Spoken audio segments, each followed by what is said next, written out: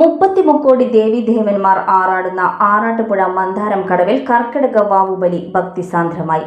ഐതിഹ്യ പെരുമയിൽ ആയിരങ്ങൾ പിതൃതർപ്പണം നടത്തി.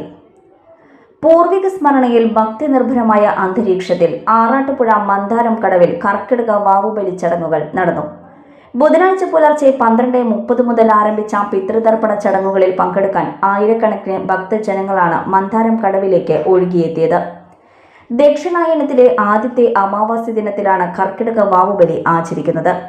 സൂര്യൻ കർക്കിടകം രാശിയിൽ വരുമ്പോൾ അന്തരിച്ച പിതൃക്കളുടെ ആത്മാക്കൾ ഭൂമിയിലേക്ക് ഇറങ്ങി വരുമെന്നും ഈ ദിനത്തിൽ തർപ്പണം നടത്തിയാൽ അവർക്ക് നിത്യശാന്തി ലഭിക്കുമെന്നുമാണ് ഹൈന്ദവ വിശ്വാസവും ഐതിഹ്യവും.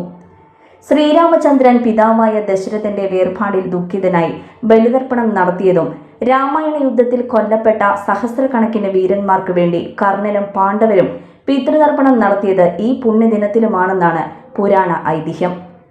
വേദമന്ത്രോച്ചാരണങ്ങളാൽ മുഖരിതമായ മന്ദാരം കടവിൽ പ്രമുഖ കാർമ്മികരായ സന്തോഷ് ഇളയത്ത്, മാപ്രാണം സുരേഷ് എന്നിവർ ചടങ്ങുകൾക്ക് നേതൃത്വം നൽകി. ദൂരദേശങ്ങളിൽ നിന്ന് പോലും നിരവധി ആളുകളാണ് പിതൃതർപ്പണം തേടി ഇവിടെ എത്തിയത്. ഭക്തജനങ്ങൾക്ക് തടസ്സമില്ലാതെ ബലിതർപ്പണം നടത്തുന്നതിനായി സംഘാടകർ വിപുലമായ സൗകര്യങ്ങളായിരുന്നു ഒരുക്കിയിരുന്നത്. കടവിലെ ആൽമരച്ചുവട്ടിൽ ഗണപതി ഹോമവും കുവളപ്പാറയ്ക്കുള്ള സൗകര്യവും ഒരുക്കിയിരുന്നു. പോലീസിന്റെയും അഗ്നിരക്ഷാ സേനയുടെയും സേവനവും സുരക്ഷയ്ക്കായി കടവിൽ ഏർപ്പെടുത്തിയിരുന്നു. പ്ലാസ്റ്റിക് രഹിതമായി ഗ്രീൻ പ്രോട്ടോകോൾ പൂർണ്ണമായും പാലിച്ചാണ് ചടങ്ങുകൾ സംഘടിപ്പിച്ചത്. എല്ലാവിധ സുരക്ഷാ ക്രമീകരണങ്ങളോടെയും യാതൊരുവിധ അനിഷ്ട സംഭവങ്ങളും കൂടാതെ ബലിതർപ്പണ ചടങ്ങുകൾ സമാധാനപരമായി പൂർത്തിയായി. പിതൃതർപ്പണം കഴിഞ്ഞ് മടങ്ങുന്നവർക്ക് ലഘുഭക്ഷണവും സംഘാടകർ ഒരുക്കിയിരുന്നു.